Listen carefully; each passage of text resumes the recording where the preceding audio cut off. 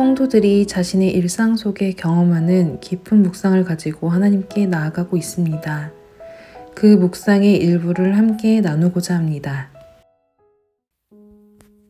아기를 낳기 전 어떤 공동체 속에 속하든 젊고 상냥하고 일 잘하는 사람이었던 것 같다.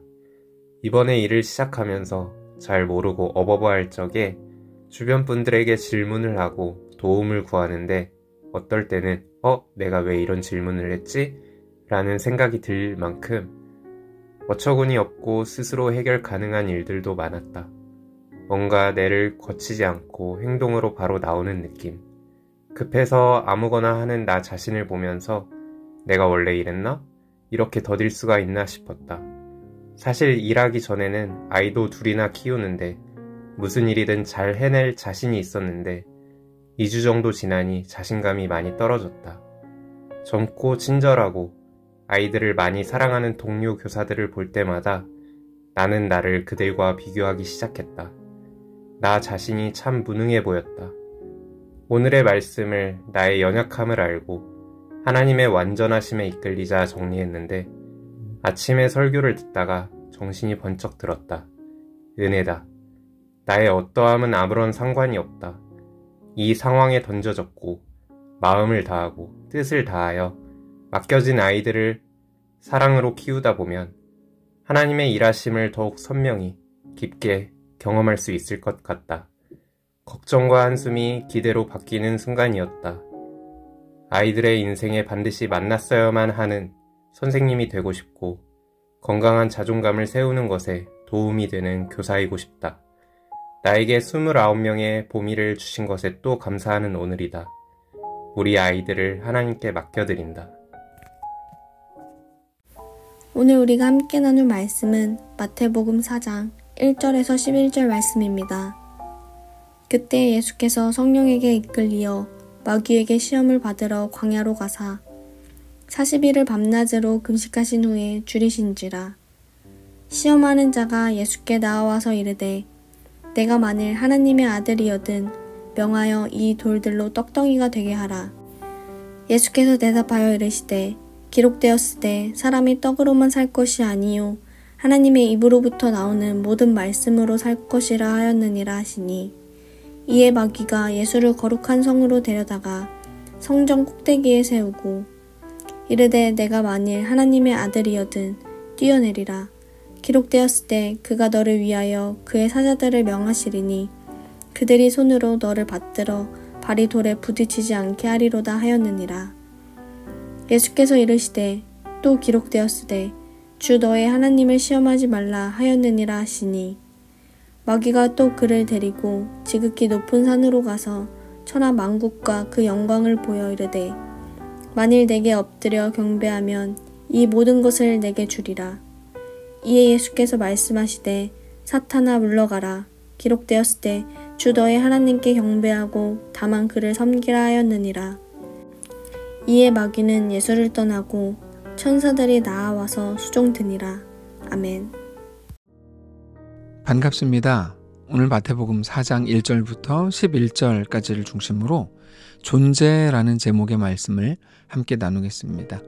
오늘 본문은 예수님께서 성령께 이끌려서 마귀에게 시험을 받으셨다고 시작합니다. 이게 우리에게는 너무나 어색합니다. 예수님이 시험을 받으신 것도 이상한데 성령께 이끌려서 시험을 받으셨고 그것도 성령께 이끌려서 마귀에게 시험을 받으셨다고 기록되어 있으니까 이게 너무 이상하게 느껴지는 겁니다. 그런데 오늘 본문에 기록되어 있는 대로 예수님께서는 성령께 이끌려서 마귀에게 시험을 받으러 광야로 가셨습니다. 그리고 거기에서의 시험의 내용은 40일을 밤낮으로 금식하시고 너무 배고픈 상태가 되는 것에서 시작됩니다. 1절입니다. 그때에 예수께서 성령에게 이끌리어 마귀에게 시험을 받으러 광야로 가사 40일을 밤낮으로 금식하신 후에 줄이신지라. 자, 우리는 어려움이 시험일 거라고 생각합니다. 예를 들어서 예수님은 40일을 금식하셨습니다. 그 자체로 매우 어려운 일이죠. 그런데 어려움 자체가 시험인 건 아닙니다. 다시 말해서 우리의 어떤 상황 자체가 시험일 수는 없다는 거죠.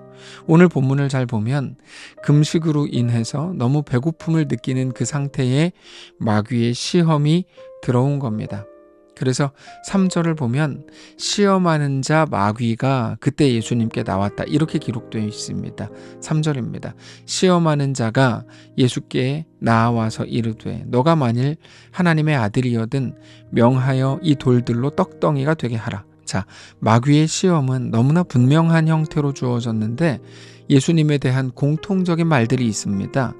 너가 만일 하나님의 아들이라면 이라는 말입니다. 예수님은 만일 하나님의 아들이신 게 아니라 그냥 하나님의 독생자 예수님이십니다. 그런데 거기에 만약, 만일 이런 가정법을 쓰면서 의심하게 하죠. 쉽게 말해서 너가 하나님의 아들이라면 배고플 리 있겠냐? 이런 식으로 생각이 들게 하려는 겁니다. 그렇게 너가 만일 하나님의 아들이라면 으로 시작하는 세 가지를 말합니다.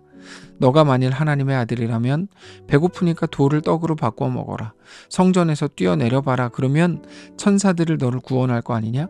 나에게 엎드려 경배하면 이 모든 것들을 주겠다.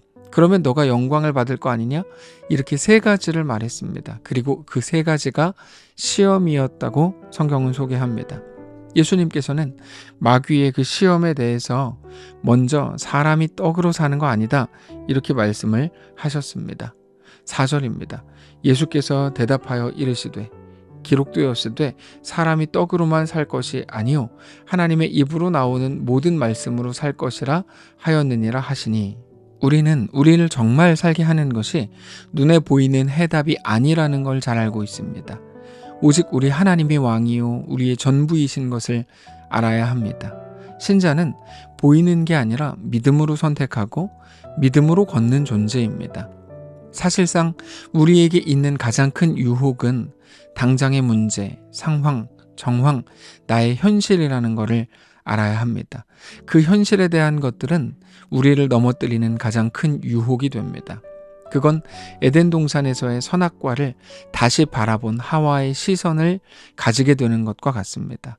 하나님께서는 선악과를 먹지 말라. 그것을 먹는 날에는 정령 죽게 된다라고 말씀하셨습니다. 그런데 뱀이 나타나서 하와를 유혹합니다. 그걸 먹으면 눈이 밝아져서 하나님과 같이 된다고 말했습니다. 그 말을 듣기 전에는 선악과는 하나님이 먹지 말라고 하신 것이었고 그래서 먹고 싶었을지는 모르지만 그럼에도 하나님의 말씀을 기억나게 하고 그것을 먹는 것보다 하나님의 교제가 더 즐겁고 하나님의 말씀 앞에 더 순종하게 하는 무언가였는데 뱀의 말을 듣고 선악과를 다시 보니까 그게 그렇게 보암직하고 먹음직하고 심지어 지혜롭게 할 만큼 탐스럽기까지 한 열매로 보였습니다. 우리가 자주 우리의 현실을 대할 때 하나님의 말씀이 생각나고 하나님이 주인이신 것을 아는 사람으로 현실 속을 들어가게 될 때가 많이 있습니다. 그러나 어느 순간 현실에서 하나님과의 관계조차 조금만 타협하면 더 부자가 될 것 같고 더 오래 자랑하게 될 것 같고 다른 사람들도 더 부러워할 만한 인생이 될 것처럼 생각합니다. 그게 유혹입니다. 유혹은 넘어뜨리기 위해서 다가오는 겁니다. 그게 넘어짐입니다. 우리가 생각하는 현실을 위한 타협은 절대로 우리를 살리지 못합니다. 우리를 영광스럽게 할 수 없습니다. 오히려 우리를 무너뜨릴 뿐입니다. 더 허탈하게 하고 더 황폐하게 할 것입니다. 오직 우리의 하나님이 우리를 살게 하시고 우리를 붙드시는 우리의 왕이신 것을 알아야 합니다. 마귀는 예수님을 이끌고 성전에서 뛰어내려봐라. 그러면 천사들을 너를 구할 거 아니냐? 그러면 그것으로 하나님이 너의 아버지이신 것과 너가 그분의 아들인 것이 증명될 거 아니냐라고 말했습니다. 이것도 우리에게 자주 있는 유혹이라는 거 우리가 쉽게 알 수 있습니다. 이른바 증명에 대한 요구이죠. 우리는 자주 내가 원하는 일을 하나님께 요청하면서 그것으로 하나님이 나의 하나님이신 것, 하나님이 나의 전능자이신 것, 하나님이 나를 사랑하시는 것을 증명해내라고 요구합니다. 그런데 사실 하나님께서는 하나님 자신을 우리에게 증명하시기 위한 어떤 이유도 없습니다. 우리가 우리의 자녀들에게 내가 너의 아빠인 것, 내가 너의 엄마인 것을 증명할 필요가 없습니다. 누군가 마귀 같은 놈들이 아이들 주변에서 너네 아빠, 너네 엄마가 진짜 부모가 아닐 수도 있어 라고 말한다고 해도 유전자 검사를 하고 눈물을 쥐어짜고 닮은 꼴 사진을 찾아내고 그렇게 하지 않습니다. 아비됨, 부모됨은 사랑과 내어줌의 문제이지 증명의 문제가 아닌 겁니다. 그럼에도 나쁜 놈들은 너의 부모님이 너에게 새 핸드폰을 사주지 않는 거를 보니 진짜 부모가 아닐지도 몰라. 너가 원하는 것을 해주지 않으니 너를 주워왔을지도 몰라. 이런 식으로 이간질을 시킵니다. 결국 부모를 욕하고 시험하고 있는 겁니다. 마귀 역시 이제는 예수님을 넘어서서 하나님을 시험하는 겁니다. 그래서 예수님께서는 마귀에게 주 너의 하나님을 시험하지 말라라고 말씀하셨습니다. 5절입니다. 이에 마귀가 예수를 거룩한 성으로 데려다가 성전 꼭대기에 세우고 이르되 너가 만일 하나님의 아들이여든 뛰어내리라. 기록되었으되 그가 너를 위하여 그의 사자들을 명하시리니 그들이 손으로 너를 받들어 발이 돌에 부딪히지 않게 하리로다 하였느니라. 예수께서 이르시되 또 기록되었으되 주 너의 하나님을 시험하지 말라 하였느니라 하시니. 자, 그러자 마귀는 세 번째로 높은 산으로 가서 천하만국과 그 영광을 보여주면서 예수님께 너가 나에게 엎드려 경배하면 이 모든 것을 주겠다라고 말했습니다.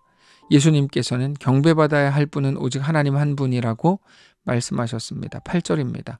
마귀가 또 그를 데리고 지극히 높은 산으로 가서 천하만국과 그 영광을 보여 이르되 만일 나에게 엎드려 경배하면 이 모든 것을 너에게 주리라. 이에 예수께서 말씀하시되 사탄아 물러가라. 기록되었으되 주 너의 하나님께 경배하고 다만 그를 섬기라 하였느니라. 여러분, 이건 우리에게도 자주 일어나는 유혹입니다. 목적과 도구를 혼동하는 겁니다. 무언가 좋은 것을 얻기 위해서 잠시 고개를 숙이라고 하는 거죠. 그게 세상에서는 당연한 지혜처럼 보일지도 모릅니다. 그런데 영원한 진리 앞에서 그게 얼마나 무능한 거고 얼마나 우리의 존귀함을 무너뜨리는 것인지를 알아야 합니다.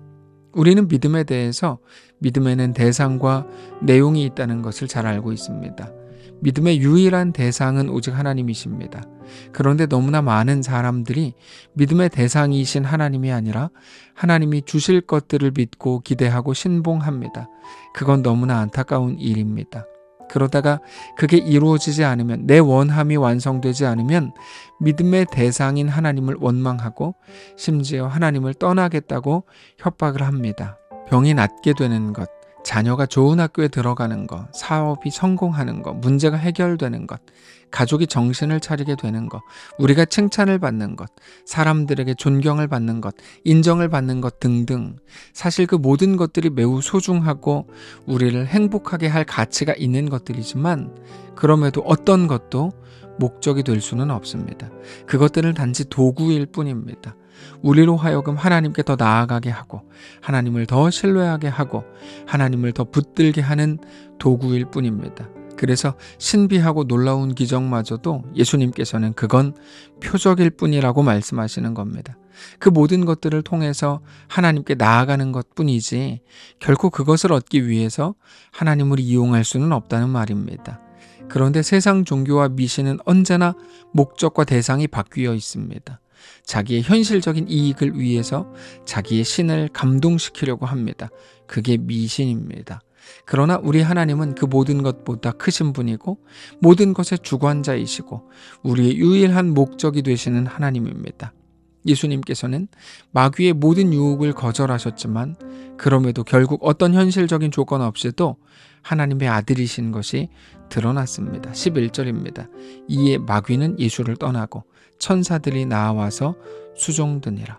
사랑하는 성도 여러분, 우리가 이 땅을 살아갈 때 무엇을 바라보아야 하고 어떻게 세워져야 할지, 우리가 바라보고 확인해야 되는 건 무엇인지, 우리 하나님은 누구시고 우리는 어떤 존재인지를 다시 한번 생각하게 되는 오늘의 말씀이시기를 원합니다.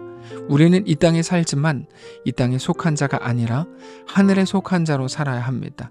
잠깐의 이 땅을 지나고 나면 우리는 영원한 하나님 나라에서 하나님과 영원히 함께 살게 될 것입니다. 그렇게 오늘 말씀을 통해 우리 존재를 확인하시고 하나님을 모든 상황 속에서 더 뜨겁게 사랑하는 거룩한 성도를 되시기를 원합니다. 기도하겠습니다.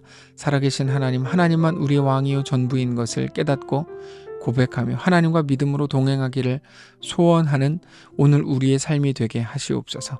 감사드리며 살아계신 우리 주 예수님의 이름으로 기도합니다. 아멘. 사랑하는 성도 여러분, 하나님께서 오늘 하루를 우리에게 허락하셨습니다. 믿음으로 우리 주께 나아가시고 어떤 형편 속에서 하나님을 더 따르고 하나님만을 신뢰하고 하나님만을 사랑하는 거룩한 날 되시기를 바랍니다.